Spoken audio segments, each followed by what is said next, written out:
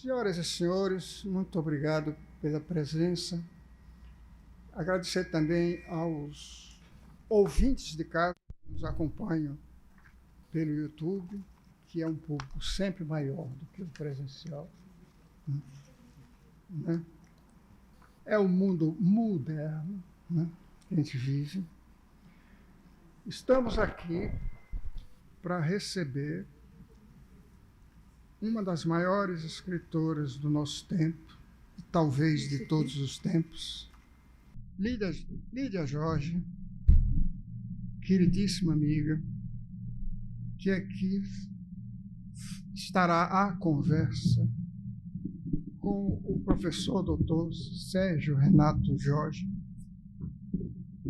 Eu queria saudar as presenças honrosíssimas do embaixador senhor Luiz Faro Ramos e sua esposa Cristina,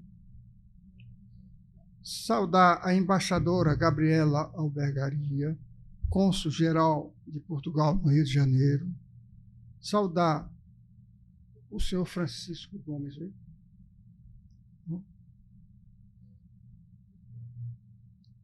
saudar a senhora Alexandra Pinho, diretora do Instituto Camões, a quem devemos esta jornada, ela que foi a articuladora desse belo encontro,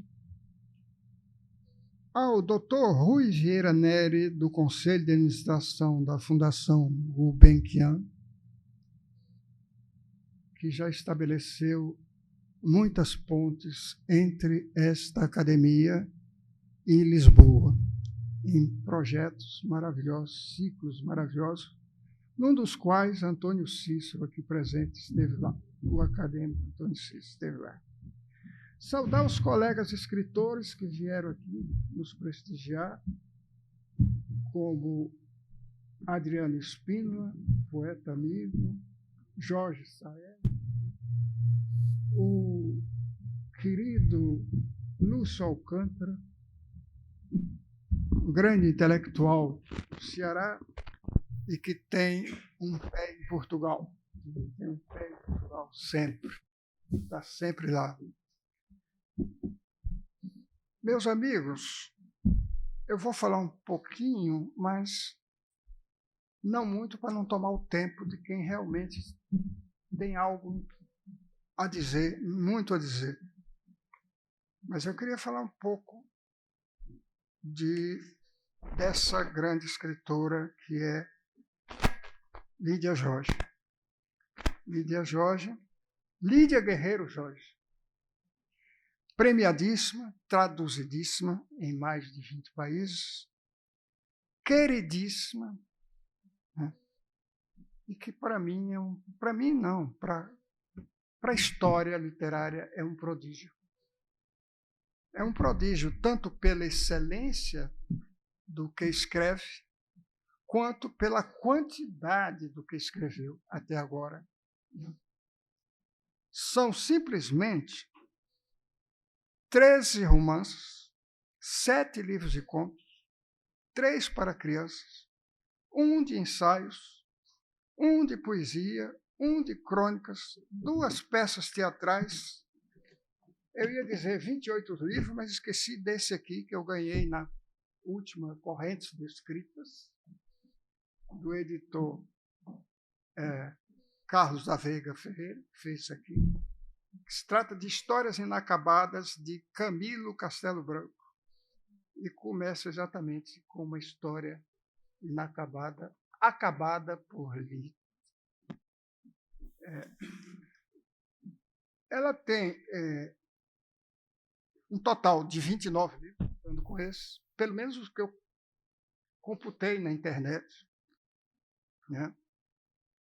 E 6 deles muito bem publicados no Brasil, por 2 grandes editoras, pela Record, A Manta do Soldado, A Costa dos Murmúrios, O Vento Assobiando nas Gruas, pela Leia Brasil, A Noite das Mulheres Cantoras, Os Memoráveis e uma antologia de contos.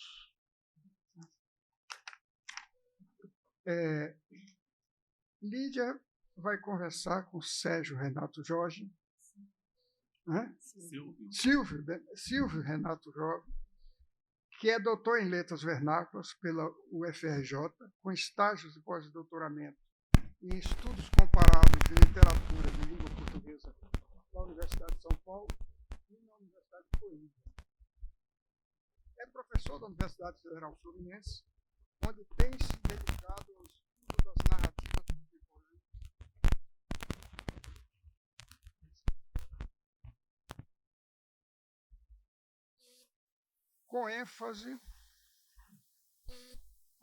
com ênfase nas literaturas portuguesas e africanas de língua portuguesa,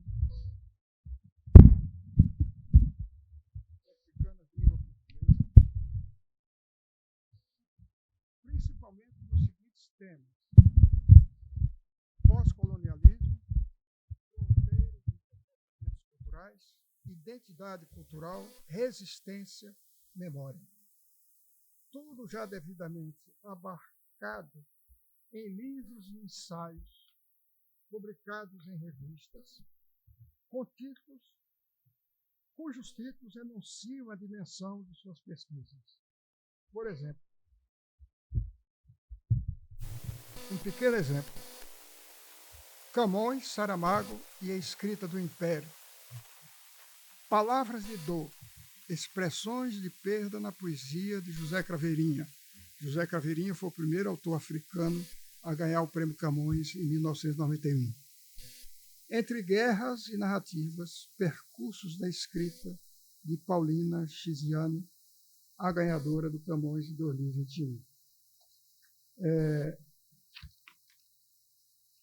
Com vocês, conosco, Lídia e Silvio. E agora eu troco de lugar com vocês.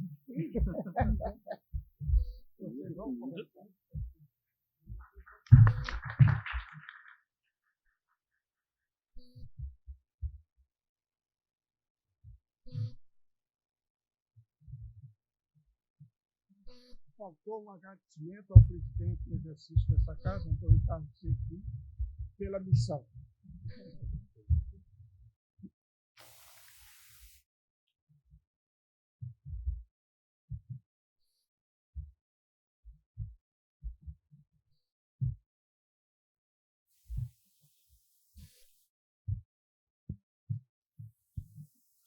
Agora sim? Vou aproximar um pouquinho o microfone da boca, assim conversamos melhor.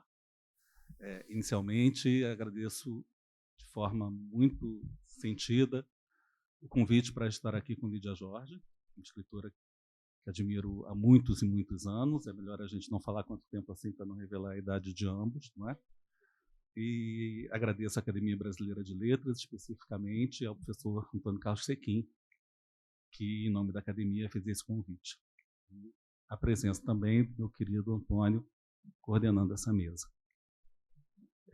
Nós combinamos que vamos fazer uma conversa, não será propriamente uma palestra.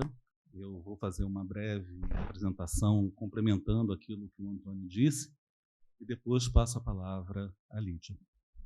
Né? Então vamos nós. É breve mesmo, porque eu acho que o mais importante é ouvirmos o que ela tem a dizer e não o que eu tenho a dizer sobre ela. Nascida na freguesia de Boliqueme, em Olé, na região do Algarve, Lídia Jorge licenciou-se em Filologia Românica pela Universidade de Lisboa, instituição à qual mais tarde retornou como professora convidada de 1995 a 1999. Durante o período final da Guerra Colonial, na perspectiva portuguesa, ou Guerra de Libertação para países africanos de língua portuguesa, viveu em Angola e Moçambique, atuando como professora do ensino secundário, fato que certamente marcou o seu senso agudo de observação sobre como se desenham as relações pessoais e de poder nesse momento da vida portuguesa, e que podem muito bem ser lidos num romance chamado A Costa dos Murmúrios, publicado em 1988. Foi membro da Alta Autoridade para a Comunicação Social, Portugal, e também integrou o Conselho Geral da Universidade do Algarve. Seu primeiro romance foi publicado em 1980, com o título de O Dia dos Prodígios, sendo seguido em 1982 pela publicação de O Cais das Merendas e, em 1984, por Notícia da Cidade Silvestre, compondo assim o que seria a parte inicial de sua obra. Depois se estendeu bastante, não é? Como já perceberam. Como se percebe, uma vida literária que já se inicia em grande, não apenas pela entusiasmada recepção dos livros pelo público em geral e pela imprensa especializada, mas também pelos sucessivos prêmios recebidos. Malheiro Dias, da Academia de Ciências de Lisboa, em 1981, e o Prêmio Literário Cidade de Lisboa, em 1982 e 1984, data de publicação de O Cais das Merendas e de Notícias da Cidade Silvestre. Aliás, são inúmeros os prêmios já atribuídos à produção literária de Lídia, e dentre os demais destaco o mais recente, o Grande Prêmio da Associação Portuguesa de Escritores de 2022. Não estamos tão velhos assim, não é? Pela publicação de Misericórdia, prêmios esses que não se limitaram ao espaço português. Lídia é uma autora premiada na Itália, na França, na Espanha, aliás, na Galiza, para contemplar os sentidos nacionalistas lá presentes, e no México. Sua vasta obra, que inclui romances, contos, literatura infantil, ensaio, teatro, poesia e crônicas, como Antônio destacou agora há pouco, é marcada por uma escrita inquieta, atenta ao seu tempo e às possibilidades do dizer, transitando entre gêneros distintos, sempre com a preocupação de encontrar um modo próprio de enunciação que seja capaz de evidenciar a riqueza das personagens por ela convidadas à festa da palavra. Afirmo que Lídia é uma escritora atenta ao seu tempo, porque em tudo que escreve, sobretudo em seus romances, vejo aflorar temas que denotam um olhar inquiridor acerca da sociedade em que vivemos, suas transformações e problemas. Muitas vezes, tomando Portugal como espaço privilegiado para o desenvolvimento de suas histórias, levanta questões que também nos atingem aqui no Brasil. Por isso, por exemplo, se no Dia dos Prodígios, ao pensar a Revolução dos Cravos, falava sobre um país ainda fechado em si mesmo, sobre a imensa força de sonhar dos portugueses e, ao mesmo tempo, a fragilidade dos atos que buscavam a concretização de tais sonhos, reverberava temas que nós, brasileiros, conhecemos de perto em nossa própria busca por liberdade nos anos 70 e 80.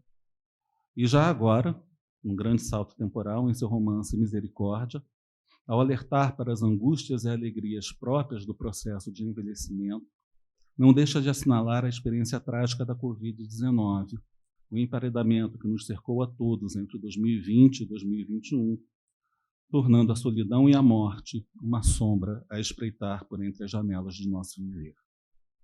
Durante seu consistente percurso literário de 1980 a 2022, que poderíamos já afirmar como um percurso longo, mesmo que não o suficiente para os seus leitores, Lídia não fugiu à responsabilidade de lidar com assuntos que poderiam ser vistos como polêmicos, questionando a complexidade das relações familiares, o que é ser mulher em sociedades marcadamente patriarcais como as nossas, as transformações e reiterações desse lugar de força que é o feminino e a partilha da experiência como algo que nos pode ajudar a mudar e avançar.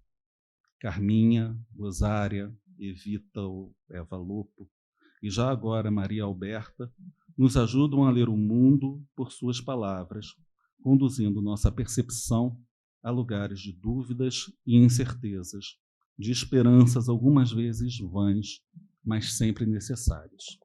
Hoje, propondo como título para sua fala A Literatura é uma Carta que se Envia para Longe, Lídia assinala o quanto o texto literário convoca o seu leitor para um diálogo entre escrita e leitura, que se pretende transformador, não porque tenha a pretensão de nos ensinar algo, mas porque subverte nossas certezas e nos pede, ao menos, um pouco de atenção para outras possibilidades de relação com os outros e com o mundo. Então, passo a palavra a Lídia, para que possamos ouvi-la.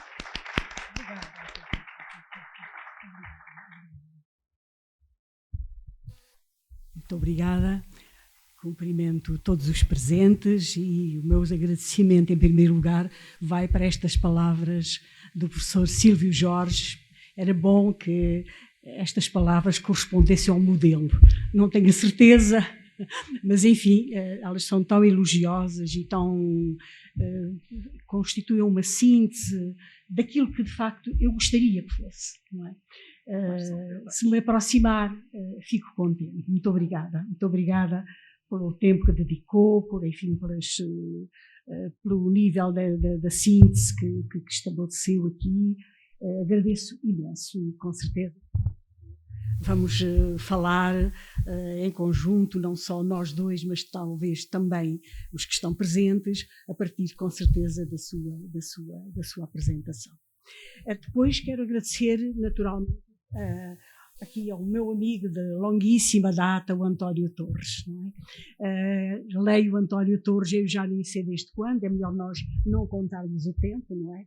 Começamos a pensar que contar o tempo nesta altura é difícil, não vale a pena. A verdade é que os livros do António Torres fazem parte na minha biblioteca brasileira, estão ali não só como na biblioteca brasileira, mas como os livros de um amigo na biblioteca brasileira. Por isso agradeço imenso as palavras. Depois, naturalmente, eu tenho de agradecer ao António Carlos Sequim ter-me convidado, assim, desta forma, e depois, enfim, tudo aquilo que se seguiu. A doutora Alexandra Pinho foi sempre quem amparou todo o suporte para que esta sessão acontecesse e outras, não é? E depois quero agradecer naturalmente a presença do senhor embaixador, da senhora embaixadora Gabriela Albergaria, que é a senhora vice-cônsul. Quero agradecer a presença dos académicos que aqui estão, dos amigos, e deixem-me pôr, digamos, em relevo alguém que eu estimo à distância, sobretudo pela troca que é só feita de um lado para o outro, não é? A troca com o António Cícero. O António Cícero é muito querido em Portugal, não é? É muitíssimo querido em Portugal. Os seus livros são normalmente referidos como alguém que faz a ponte entre o pensamento que vai daqui para lá e de lá para cá. Depois, claro, eu não consigo nomear todas as pessoas que aqui estão e que eu gosto tanto, como a professora Viviane, que ontem fez uma apresentação excelente sobre os meus livros na UFRJ, foi de facto excelente, ou como, por exemplo, o caso do Rui Vieira Neri, grande companheiro, nem sei de quê, não é? Mas, sobretudo, a música que ele escolhe e com a qual acompanha os ouvintes portugueses em Portugal, e depois todo o conhecimento e tudo aquilo que sabe sobre a música, é, digamos, uma figura única entre nós. Está no cimo dos musicólogos portugueses. Portanto, estou muito feliz, desculpem se eu esqueço alguém que eu deveria nomear, mas, enfim, saibam que para mim é uma grande honra estar aqui e até, de certa forma, um pouco intimidada com, digamos, com a sumptuosidade desta sala. Claro, nós, na nossa academia também a temos, não é? Também é assim sumptuosa. Ao entrarmos numa academia, nós temos a ideia de que a sabedoria, pelo menos aquela que foi herdada, a sabedoria, até há algum tempo atrás, sabia encontrar nos espaços uma forma de dizer aqui pensa-se, não é? Hoje, onde se pensa, por vezes não há uma marca, às vezes até duvidamos se ali se pensa, não é? Aqui se pensa, não é? Muito perfilado, mas de facto tem este peso, o peso do conhecimento. Precisamente eu queria dizer que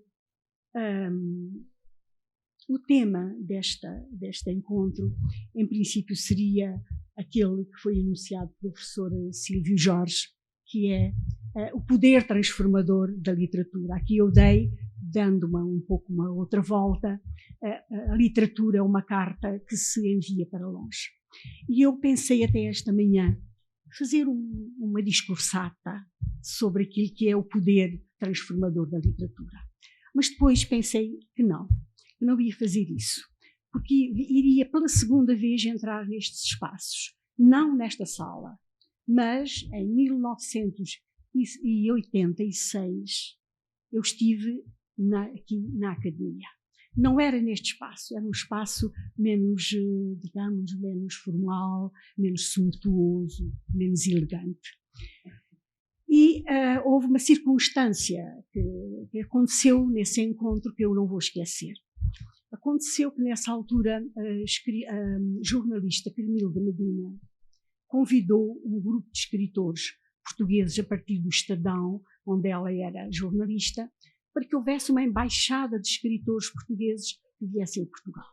De facto, olhando hoje para as fotografias de então, ela escolheu aqueles que foram os mais persistentes, aqueles que na altura, portanto, na altura não se sabia o que iria acontecer, mas estavam neles, nesse grupo, o Lobo Antunes, estava o José Saramago, estava o José Cardoso Pires, estava a Agostina Bessa Luís, o Almeida Faria, portanto, e éramos 14 ou 15. Foi uma espécie de uma grande embaixada que ela conseguiu encontrar. E depois houve uma espécie de Opération Retour. Os escritores brasileiros, passados 2 ou 3 anos, foram a Portugal. Foi um momento magnífico. E o que aconteceu é que eu era a mais nova na altura. E houve um escritor que não foi escolhido e que publicou um artigo criticando quem vinha, que não eram os melhores, e sobretudo vinha no meio do grupo uma miunçalha. A palavra era estranha, porque miunçalha ainda hoje eu não uso, não se sabe o que é miunçalha, mas a miunçalha era eu. Não é?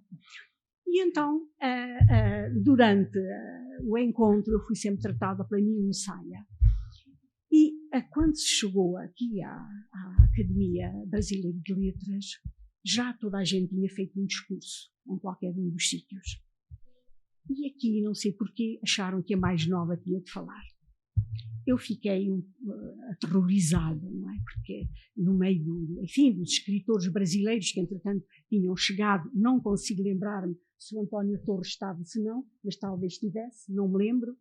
Mas estavam vários escritores, lembro-me que estava, por exemplo, o Loyola Brandão, lembro-me que estava 2 mulheres na altura que tinham um porte físico e intelectual absolutamente deslumbrante, que era o caso da Nelly da Pignon e da Lígia Fagundes Teles, que nos receberam com um afeto absolutamente extraordinário. Bem, e diante destas pessoas todas, eu que apenas tinha 2 livros publicados, e que era de facto a miunçalha, fiquei um bocado em pânico. Mas tinha ouvido alguém, eu penso que foi o Saramago, que tinha dito que os escritores formavam um clã. E éramos um clã, e enfim, com tudo aquilo que envolve os escritores serem um clã. E então eu lembrei-me, aqui num dos espaços próximos desta sala, de dizer, não, nós não somos um clã, nós somos uma seita. E expliquei porque é que era uma seita. Porque não nos servíamos a nós queríamos servir os outros.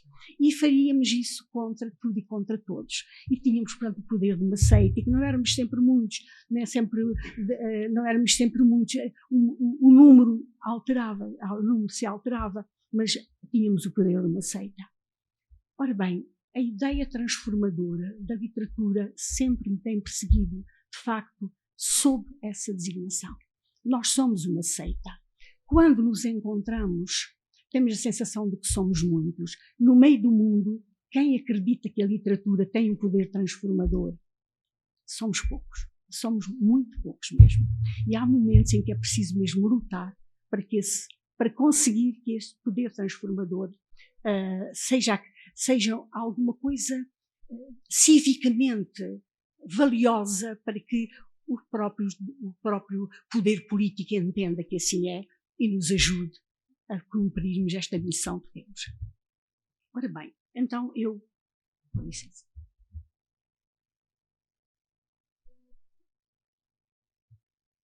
Pensei oferecer-vos, se é que isto se pode dizer, se a palavra é justa, em vez de um texto para a ocasião, ler precisamente um texto que eu escrevi em 2019, uma crónica, que se chama A Seita Unida. E compreenderão, ao lê-la, porque é que eu acho que a literatura é uma carta que se envia para longe. Passo a ler. Era madrugada alta. No meio do escuro, o telemóvel deu um sinal de mensagem. Fez plim. Pensei, são os perfumes Douglas a anunciarem uma descida de preços. Deixei ficar. Madrugada baixa, já com um halo de luz, o telemóvel fez outra vez plim e calou-se. É a hora do supermercado. Continente anunciar um pacote de promoções. Deixei ficar. Era o alvorecer. As farinchas das janelas deixavam passar uma luz rosada. O telemóvel de novo deu o seu sinal. Por certo que era a Lanidor a anunciar os saldos. Roupas que subjaram da estação passada, demasiado pequenas ou demasiado largas. Não liguei. Só ao meio da manhã dei porque não tinham sido os perfumes Douglas, nem o supermercado Continente, nem as lojas Lanidor. Tinham sido amigos que me enviavam mensagens. E todos me ofereciam amorosamente alguma coisa boa. Ninguém me queria vender nada. Pilar del Rio escrevia assim: ouído en la radio esta mañana. Ser escritor es vivir rodeado de pánico. Lo ha dicho Juan José Millás, te lo digo yo, por si acaso te sientes reflejada. Sentei-me para reler a mensagem enviada por Pilar. Porque teria dito Juan José Millás que ser escritor é viver rodeado de pânico.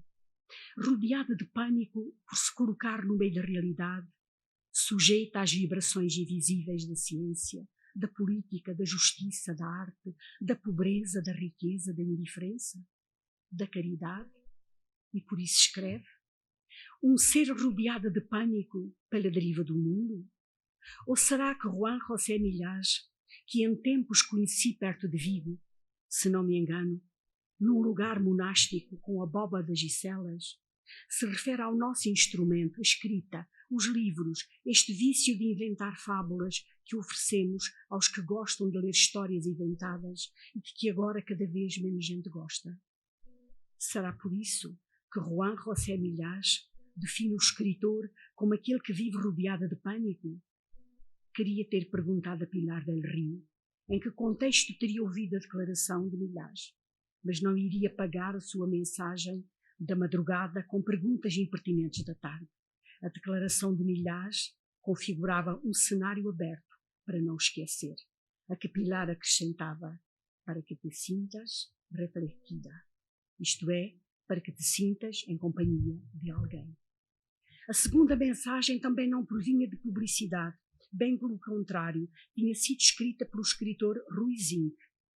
Rápido e sóbrio, o Rui dizia alguma coisa assim: quando vierem os teus dias frios, Lídia, pensa que há quem te leia, eu. A companhia teria de ser verdadeira e recíproca, respondi.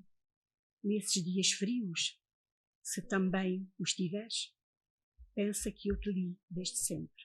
Adeus, Rui Zinck. A terceira mensagem é que não provinha das lojas Lanidor. Era escrita por Elisabetta Brantes, uma leitora próxima que achava que eu precisava de uma secretária governanta como a desejada por Clarice Lispector, e para definir essa figura, que segundo ela faltava na minha vida, reproduzia as seguintes palavras de Clarice. Cito: o meu ideal absurdo de luxo seria ter uma espécie de governanta secretária que tomasse conta de toda a minha vida externa, inclusive indo por mim a certas festas. Incrível.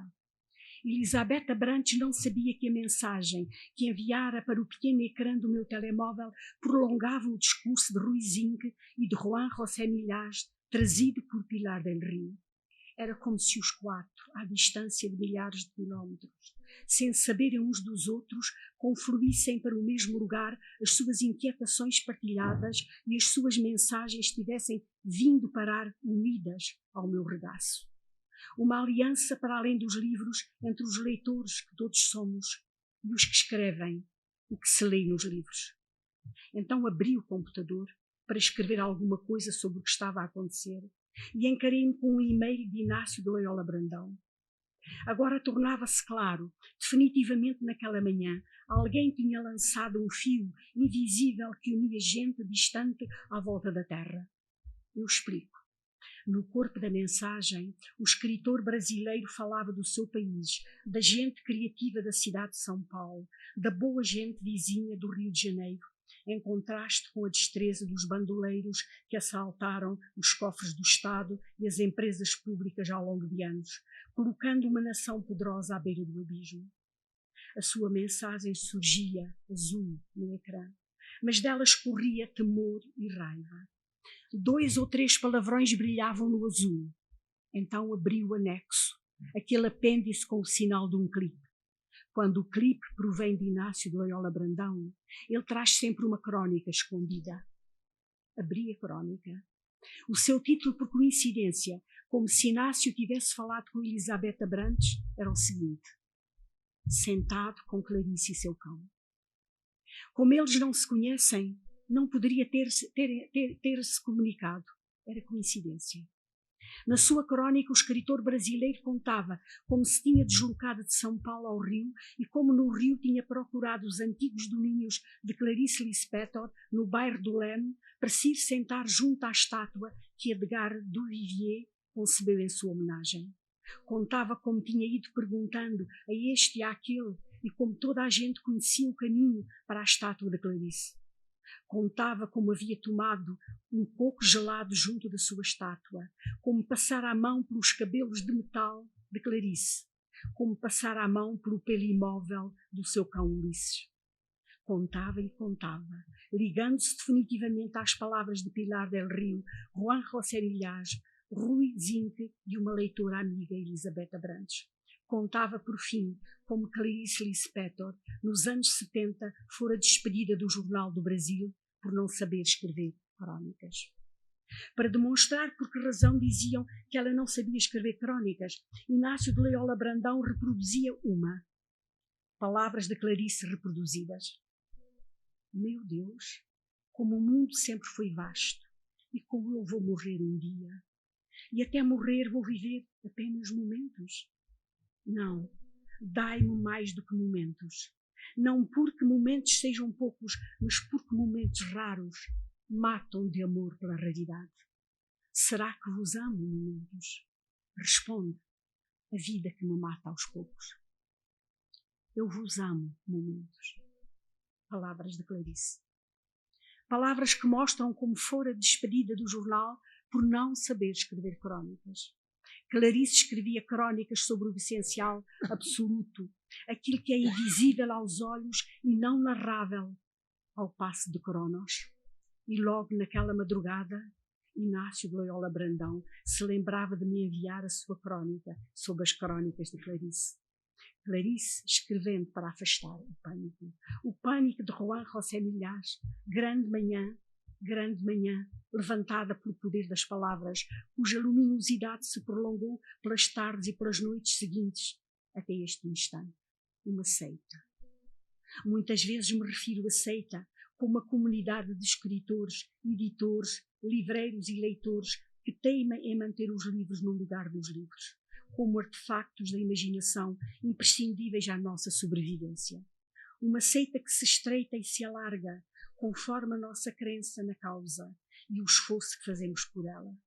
Mas hoje eu sei que a seita tem ainda uma outra dimensão, a de nos ampararmos uns aos outros, para sentirmos a perda não como perda, mas como experiência. E o pânico não como pânico, mas como campainha.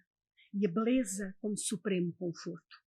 Foi o que disseram naquela manhã Pilar del Rio, Juan José Millás, Rui Zinck, Elizabeth Abrantes, Inácio de Loyola Brandão, Clarice Lispector e seu cão Ulisses.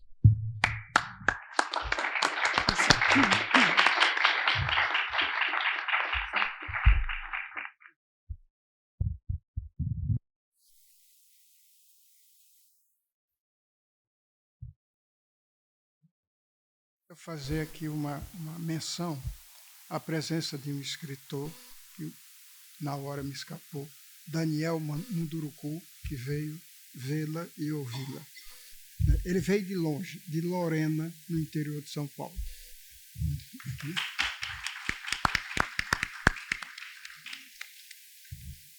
Eu queria dizer o seguinte, eu conheci Lídia em 1982, nunca me esqueço disso, uma tarde de um domingo, em que o telefone tocou e do outro lado era um poeta chamado Alexandre O'Neill. Ele disse, é na paz tocar. E eu disse, onde estás? Ele estava num hotel a poucos passos da minha casa, na Avenida Copacabana, na Avenida Atlântica, na esquina da Sá Ferreira, onde eu morava. Quando eu chego lá, ele me apresenta o Saramago, a Isabel da Nóbrega, a você, ao José Cardoso. José Cardoso eu já conhecia, mas ao Antônio Lobo Antunes, o Almeida Faria,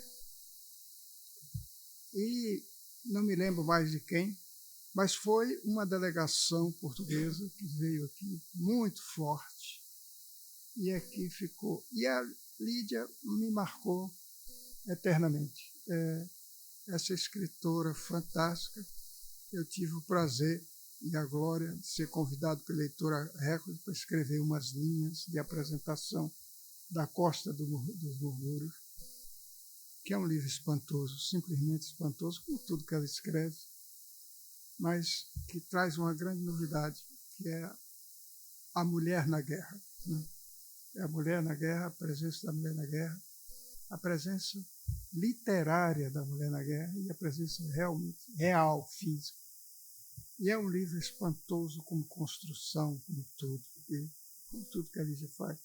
Agora, doutor Renato, com o senhor. Doutor Silvio. Eu posso só dizer?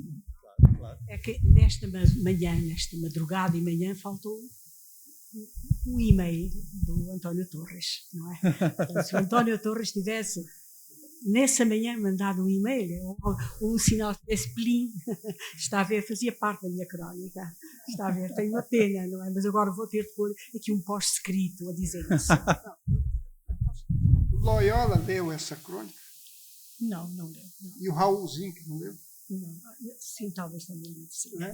Sim, talvez. E o Edgar do Vigier leu? Não sei. Tinha que ler? Não sei. Bem, é até difícil começar agora, depois de termos ouvido essa crônica maravilhosa, não é? Eu lembro-me que a primeira vez que li algum texto de Lídia foi ainda no início da década de 80, eu era um jovem estudante na Faculdade de Letras da UFRJ, e hoje minha amiga Gilda Santos, que na época era minha professora, me pediu para participar de um curso de extensão que estávamos oferecendo sobre literatura contemporânea portuguesa. E eu era monitor do departamento. E ela falou assim, olha, há uma jovem e muito promissora escritora chamada Lídia Jorge, tem 2 romances publicados, já havia saído o terceiro na época, ela só me falou de 2, eu gostaria que você fizesse a apresentação dessa escritora no curso. Né? Então, daí a leitura do Dia dos Prodígios, A Costa dos Murmúrios, e a seguir Notícia da Cidade Silvestre. E tendo lido esses romances naquela época, em que eu também lia bastante esses autores que você citou, eu posso dizer que não gostaria de estar na pele desse jornalista hoje, que a chamou de Milsalha, porque já naquele momento a pessoa deveria ter uma visão muito curta ao ler esses livros para julgar que aquela escritora fosse apenas uma Milsalha junto a esses outros, não é? Mas, enfim, eu queria puxar a conversa agora um pouquinho para o seu mais recente romance, Misericórdia, que é um livro belíssimo, né? Enfim, é sem dúvida alguma um livro impactante. O livro trata sobre a narrativa do último ano de vida de Maria Alberta, ou Alberti, como é chamada pelos outros personagens, não é? E mobiliza sentimentos diversos e muitas vezes contrastantes, que vão da angústia ao prazer, do sonho à curiosidade pelo que se passa ao redor, da consciência das limitações do corpo à impaciência com essas mesmas limitações. Enfim, é uma narrativa que não falta ironia e que não se rende à condescendência com a figura do idoso, né? Fazendo uma pausa aqui na pergunta, ao ler o romance, logo do início, aquela disputa entre ela e a noite acerca da memória, da lembrança de onde fica a cidade, me deixou com uma agonia incrível. Eu tenho uma memória muito curta, apesar de não ter a idade de Albertine, e eu me via naquela situação dela. Mas, enfim, como diziam, é uma narrativa que não falta ironia, que não se rende à condescendência com a figura do idoso.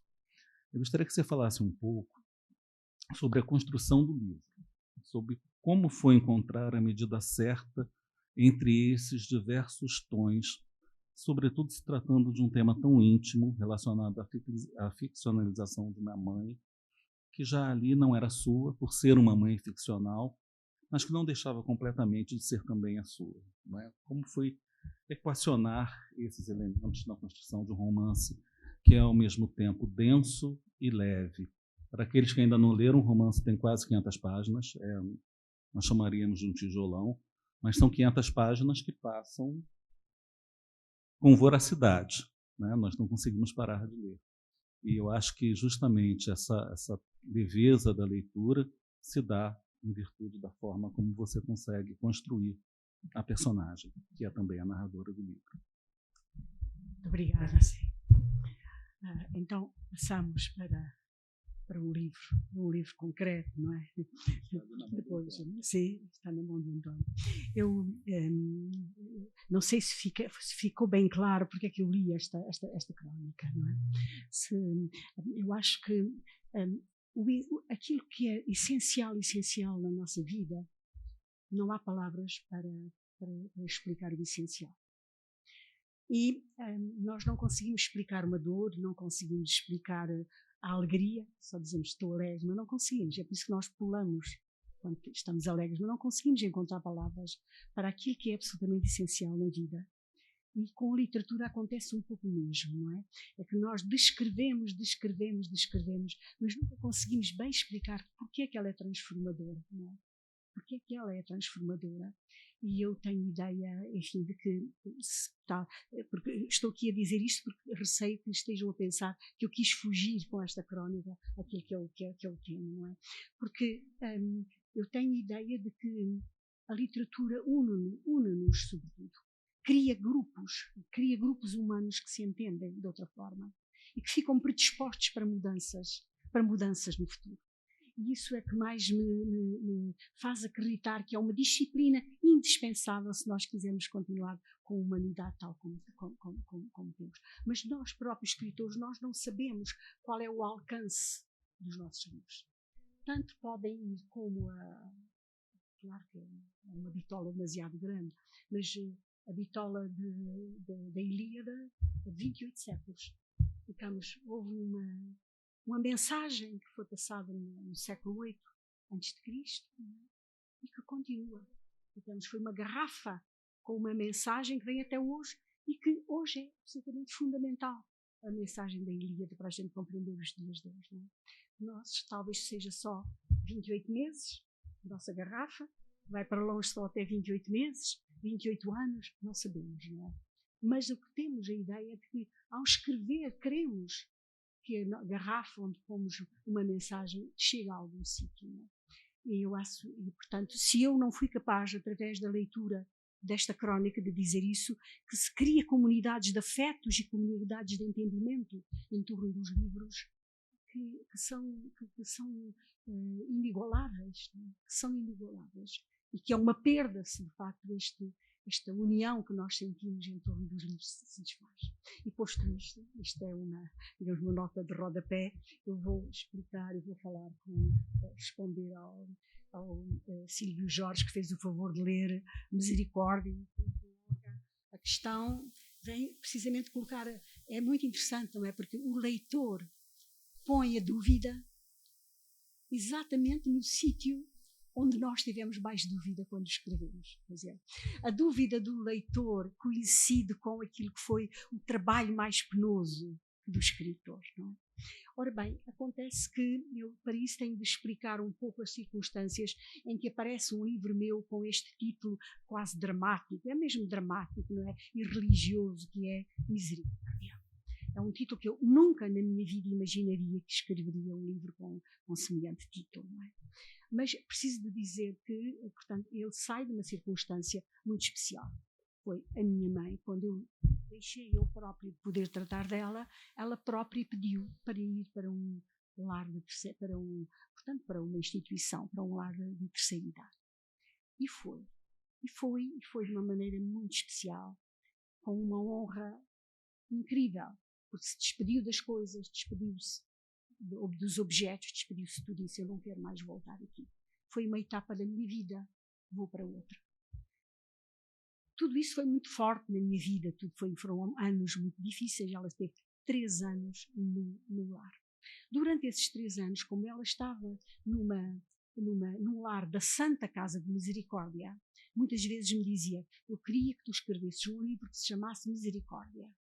E eu não ligava, naturalmente.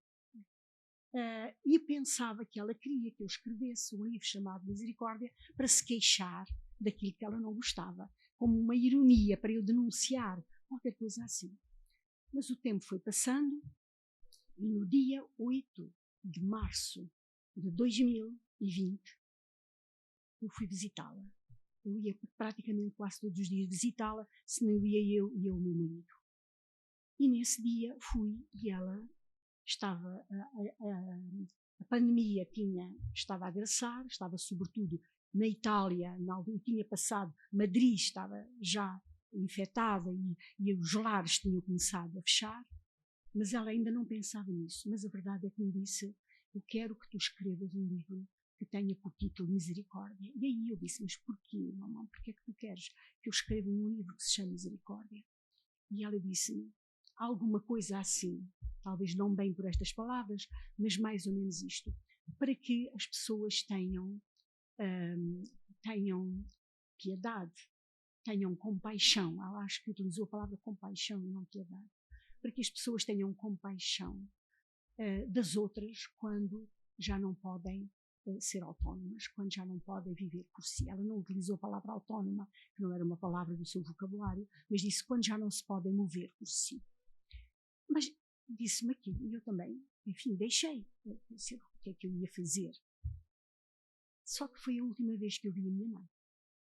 No dia seguinte o lar fechou e eu só a vi, nunca mais a vi.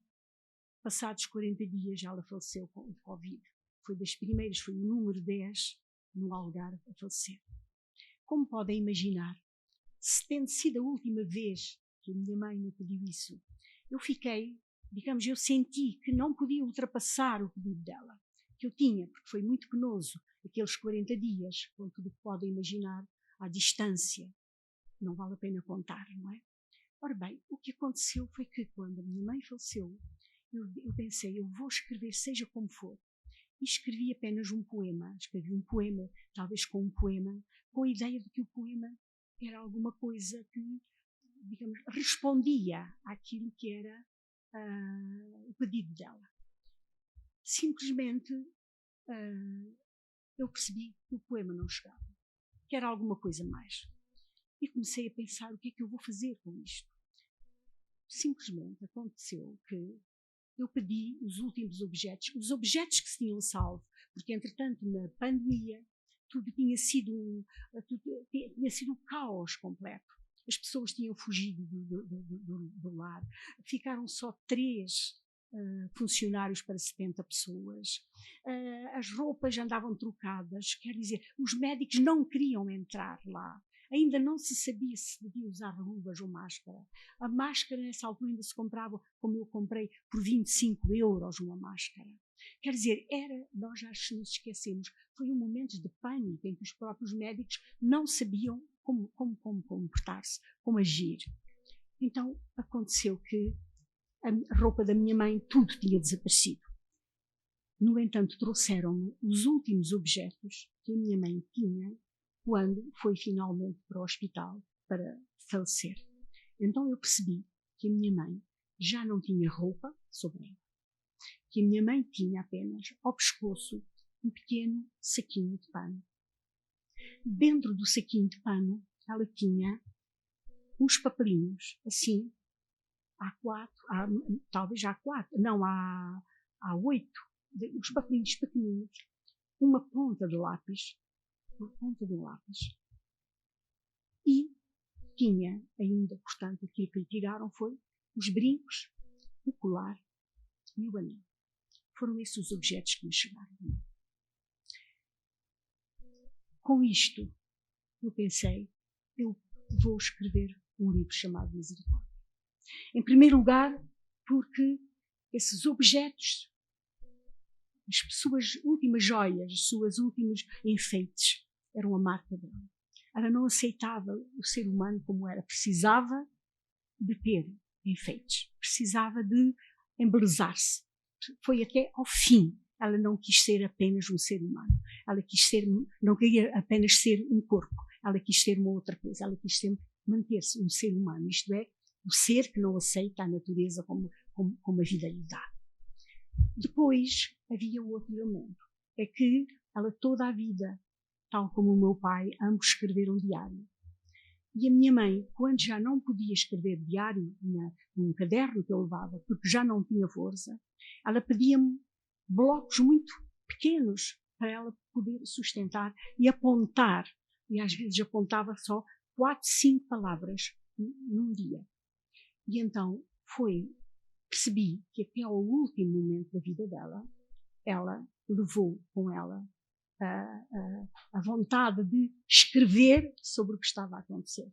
Escrever, tomar nota, não de se deixar vencer. E a estrutura do livro é essa. Eu resolvi escrever sobre o último ano da vida da minha mãe, o pensamento dela. Claro que é interposto, porque não são as palavras bem dela, mas são os sentimentos dela, com aquilo que foi o seu ato de viver, que foi permanentemente tomar conta a cada dia que passava daquilo que ia acontecendo. E, portanto, a história, a estrutura, eu não a inventei, ela foi-me dada por um acaso, foi-me dada pela força da minha mãe. O que acontece, portanto, este é um livro diferente de todos os outros. Nunca escrevi nada assim, nem nunca vou escrever mais num livro assim, não é? Porque ele nasce, de um luto, onde eu quis encontrar uma espécie de desejo de triunfo, tal como ela encontrou na vida dela até ao fim. Nunca se submeteu à existência. Lutou sobre a existência. Sobre este livro têm sido escritas muitas coisas, felizmente. Talvez a mais injusta, ou aliás a única injusta, foi uma crónica que apareceu, um texto, em que dizia que era um livro médio, porque era um livro sobre a bondade. Ora, como podem ver, não é um livro sobre a bondade. Nada. É um livro duro e é um livro sobre resistência. Ela, desde o princípio, como o professor Silvio Jorge disse há bocado, ela é visitada pela noite. A noite que não a deixa dormir. E faz com ela uma espécie de diálogo à noite. A noite, no fundo, é um pacto. A noite levá-la no dia em que ela não souber responder às perguntas que a noite lhe põe. E as perguntas que a noite lhe põe são sobre geografia, sobre história, sobre os elementos da vida, enfim, porque no fundo é um desdobramento dela própria, não é? Mas é uma luta entre a noite e ela, uma sabatina permanente, não é? E, portanto, quando lhe pergunta se ela sabe onde fica Baku, e ela que sabe tudo de geografia, no meio da noite, onde vai dizer sei, de repente, tal como acontece na mente das pessoas que começam a envelhecer, esqueceu-se, não foi capaz. Não é? E há uma parte do livro que é exatamente ela à procura da palavra Baku até encontrar. E assim vai. A noite faz-lhe perguntas sobre o mundo. A última pergunta que a noite lhe faz é sobre o além. Não é? Quando já a pandemia entrou e E a noite pergunta-lhe se ela sabe o que é o além. Não é? E ela, que só tinha 4 anos de escolaridade, ela respondeu que o além era um livro. Não é? Cada folha um ser humano, cada página um homem, cada página uma mulher. E que isso é que era o além. Não é?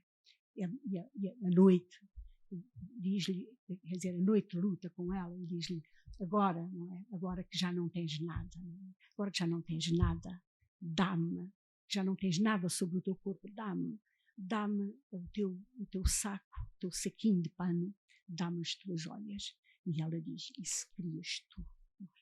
E as últimas palavras dela é, isso querias tu, e não dá. Portanto, é um livro sobre resistência, é muito claro que é um livro sobre a nossa vontade de dizer não à morte. Não.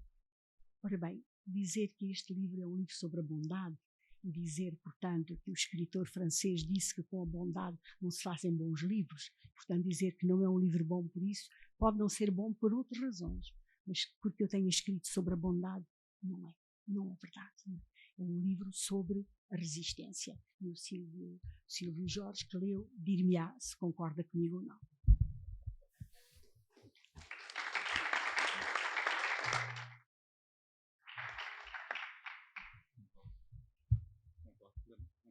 Opa, tá ligado? Sim, concordo plenamente. Não vejo bondade, vejo leveza em vários momentos. É uma relação com a velhice, não mais do que com a velhice, com o processo do envelhecimento, com as diversas perdas que nós temos quando envelhecemos, não é? A começar pela perda da memória, aquilo que falha, né? O momento em que nós paramos para pensar o que eu queria dizer, qual é a palavra que eu quero colocar aqui, onde fica Baku, né? E eu de imediato não lembrava onde ficava Baku, daí meu pavor, minha cumplicidade com a personagem.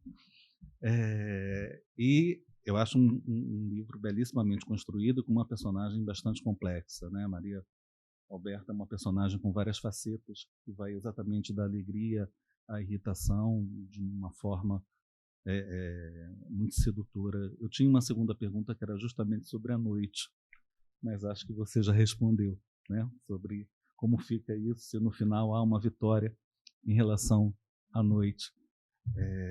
Mas queria destacar um trechinho do livro que está nesse embate final, em que a noite, se dirigindo a ela, diz assim: então não sabes distinguir a noite da noite?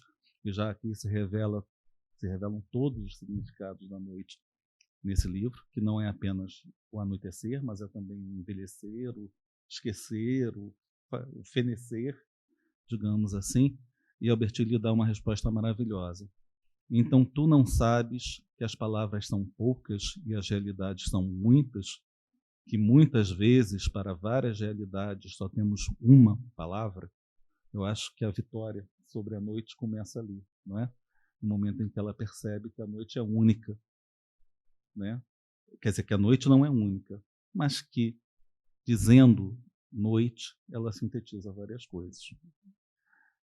Agora, eu queria levar a nossa conversa um pouquinho para outro momento. 2025 se aproxima, são 50 anos de Revolução dos Cravos, né? Acho que muito se comemorará, ou muito se discutirá nesse processo, pelo menos aqui no Rio de Janeiro.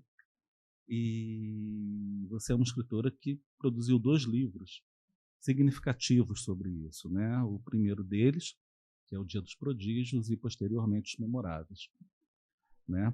Que é visto por alguns entrevistadores como se fosse um livro meramente de enaltecimento daquilo que foi a Revolução dos Cravos, quando é, na verdade, uma reflexão muito crítica acerca daquilo que foram os ganhos e as perdas trazidos pela Revolução, né? Portanto, você tem 2 livros que deliberadamente se voltam para pensar qual foi a herança deixada pelo 25 de abril. Herança talvez seja um termo um pouco forte, mas é o que me vem para o momento, né? No Dia dos Prodígios, que foi publicado apenas 6 anos após a Revolução, você interroga as possibilidades de ajuste entre o sonho, o desejo de um novo país e a prática de sua construção.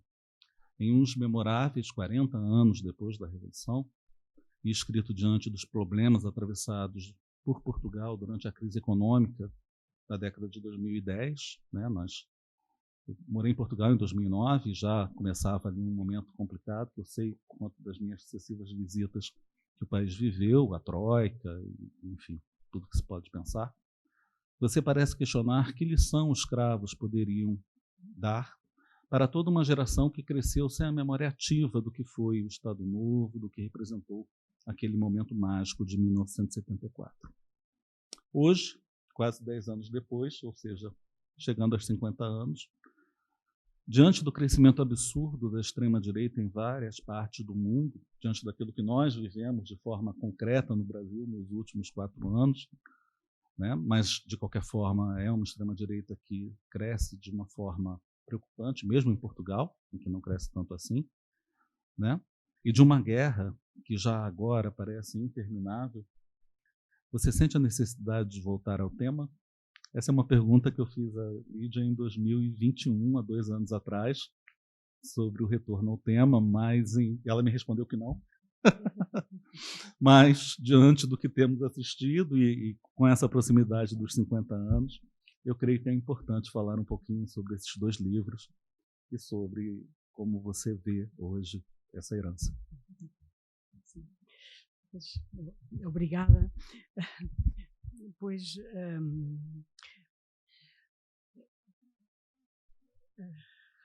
é assim, há tanta coisa para dizer que nem sei bem por onde começar, não é? Porque é um tema muito importante, um tema difícil, né?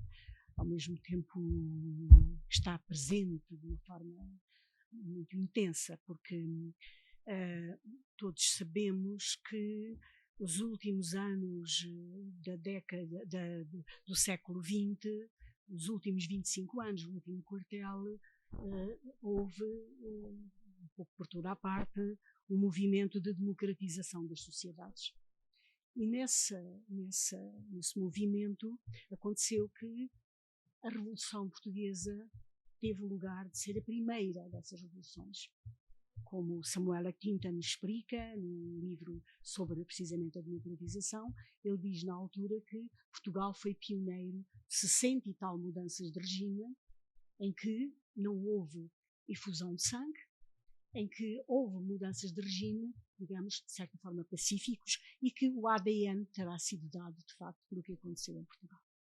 E isto é alguma coisa de grande, digamos, motivo de regozijo para nós, sabermos que houve uma canção que, quando houve as primaveras árabes no norte da África, essa canção, ainda que noutras línguas, ela era cantada. O som dos passos era transmitido. Infelizmente, essas revoluções, como se sabe, não seguiram o caminho que todos queriam, não é? Que todos nós, pelo menos na Europa e no mundo ocidental alargado, como se diz, queríamos. Pelo contrário, está a haver, houve um retrocesso e as coisas não estão bem, as coisas estão mal. Mas também se sabe que este século, os primeiros 20 anos, estamos no 23º ano deste século, têm sido precisamente caracterizados por um movimento oposto. Em vez de ser a democratização, é a antidemocratização. Portugal, que viveu uma espécie de ilusão de que tinha sido tão má a nossa democracia, a nossa ditadura, que tinha sido uma ditadura que nos tinha deixado pobres, com a ilusão de que éramos donos do império, mas ao mesmo tempo estendíamos a mão, éramos pedintes, estendendo a mão a todos. Nós ficávamos com a ideia de que a lição tinha sido tão forte que não tínhamos extrema-direita em Portugal, que o movimento antidemocrático em Portugal que não teria força. A grande surpresa é que, de facto, cresceu, a olhos vistos, e parece que está crescendo. Não é? Portanto, todos nós sabemos quais são as causas disto, não é? Ninguém sabe como ultrapassar a situação. O professor o cientista António Damasio explica muito a partir daquilo que são as redes sociais e do que é, digamos, a comunicação digital que conduz as pessoas a uma reação imediata e, portanto, essa reação imediata tende a ser preponderante, e ao tentar a ser preponderante, desenvolve em nós uma agressividade espontânea e que ao desenvolver uma violência espontânea acaba por não querermos saber o que é verdade, não querermos saber o que é salvador, queremos experimentar limites, queremos avançar para limites. E, portanto, avançamos atrás de qualquer pessoa que se diga forte, poderosa, que mesmo que maneje uma bandeira que tenha uma caveira lá dentro, as pessoas vão atrás. Ora bem, isto é o que está acontecendo nas sociedades, mesmo em sociedades como os Estados Unidos da América, como todos sabemos, não é? Um país que há 2 décadas atrás punia um presidente de república, um presidente dos Estados Unidos, por ter um affaire com uma menina, hoje deixa e acha que está bem invadir o Capitólio com um senhor que tem chifres na cabeça e que põe e grupos que põem uma forca para enforcar o vice-presidente. Quer dizer, houve uma degradação da avaliação das coisas que é praticamente insuportável, que é contra a decência, que é contra o equilíbrio e que é contra a própria salvação da harmonia das sociedades. Ora bem, é portanto preciso que nos países as pessoas voltem a pensar nos livros, nas obras de arte que de facto falam dos momentos em que houve revolução, não é? Nós sabemos, o Ortega y Gasset tem uma frase muito interessante sobre a revolução, dizendo que toda a revolução está votada ao fracasso porque se trata da utopia em face da realidade. E que em face da realidade a utopia morre sempre, não é? Mas o Ortega y Gasset, que é um filósofo dúbio, dir-me-á o António Cícero se é ou não, há coisas nele que não são bem, uma coisa não pega bem com a outra. A verdade é que o Ortega y Gasset esquece de uma coisa, é que uma revolução acontece quando uma população não aguenta mais. E quando não aguenta mais, acontece mesmo.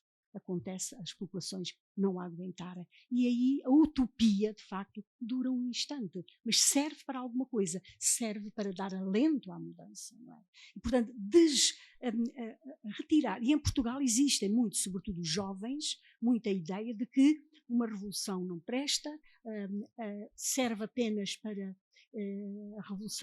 revoluções e utopias não prestam, o que é pior, dizem, utopias não prestam porque apenas criam panos ensanguentados e levam pessoas a morrer sobre fronteiras.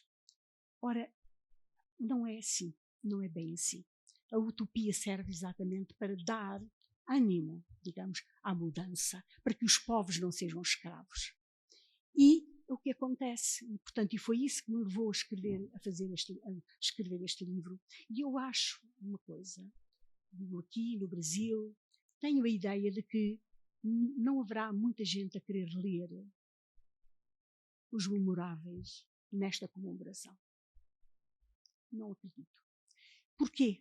Porque ela tem uma mensagem que de certa forma é contra o momento. Espero que não, mas talvez, não sei. A verdade é esta, que este livro, eu escrevi-o, foi um livro que teve um destinatário. Se a Misericórdia teve uma encomendadora, alguém que encomendou, mas não teve um destinatário, os Memoráveis teve um destinatário. E o destinatário era muito claro. Eu escrevi-o para os jovens. Porque os jovens, depois da época em que lá esteve, partiam de novo. E partiam revoltados, dizendo que tinha havido uma revolução, mas não tinha servido para nada.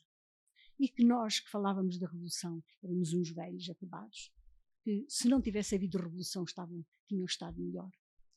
E eu escrevi para eles terem honra naquilo que tinha sido feito e para lhes explicar que a utopia de que eles acham que cria panos ensanguentados como bandeiras, que a utopia serve para alguma coisa, que a utopia serve para aquilo que eu acabei de dizer, com esta seguinte interpretação, é que a história é uma espécie de mãe da humanidade, acompanha a humanidade.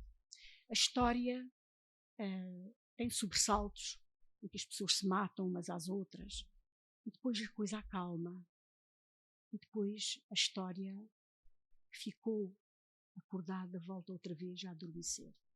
E a história está permanentemente a adormecer, está deixando que os filhos, os homens, a humanidade, ao esquecer-se, ela adormece e os filhos voltam outra vez a matar-se uns aos outros. E é por isso que se chama A História Acordada. Este livro tem um subtítulo no interior que é A História Acordada. Quando a história acorda, ela pensa, eu vou buscar os meus filhos. E este livro é um livro sobre 24 horas apenas em que a história esteve acordada.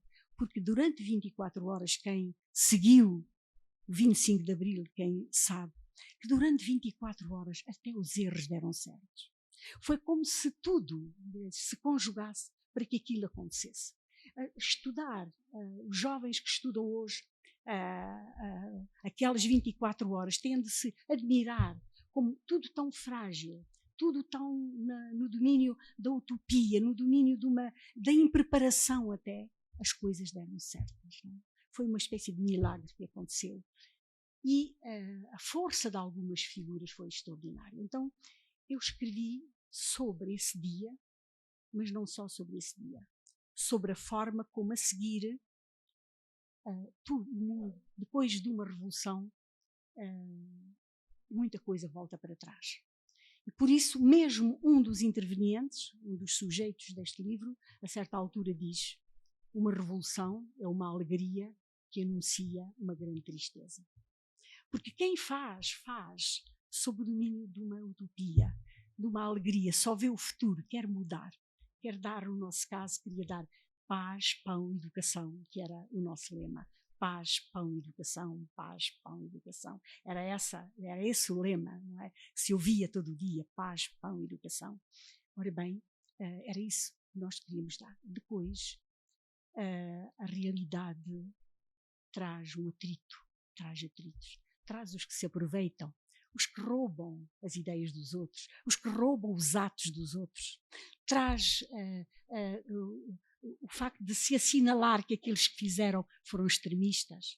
Os que fizeram e os que podiam ter morrido, que arriscaram, passam a ser esquecidos. Tudo isso aconteceu. Portugal é um mapa.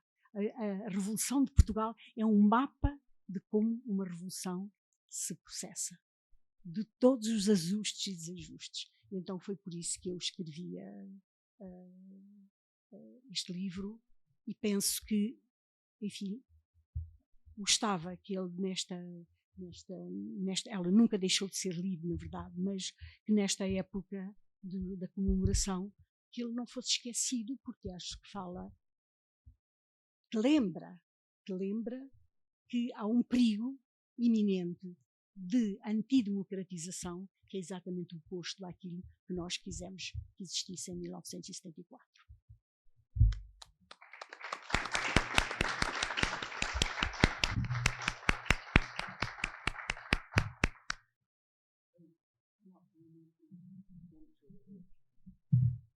Lamento muito. Queria agradecer demais ao professor Silvio, grande mestre, e a todos que cá estão. Mais uma vez, a doutora Alexandra Pinho, a grande articuladora desse encontro. Aos acadêmicos aqui presentes, o doutor Paulo Niemeyer Filho, Antônio Carlos Sequim, claro, por supuesto, Antônio Cícero e Godofredo de Oliveira Neto. Lídia, você com essa enquanto você respondia à pergunta do professor Silvio Jorge e a sua resposta, me levaram a lembrar de algo escrito há muito mais de 100 anos por um certo Oscar Wilde. Mapa mundi que não inclua a utopia não é digno de consulta. Refaçamos esse mapa sempre. E você está nos trazendo esse mapa. Muito obrigado. Volte sempre ao Brasil, volte sempre a essa casa. Aqui você sempre é muito querida. Nessa terra descoberta por Cabral, você é muito querida. Tá bom?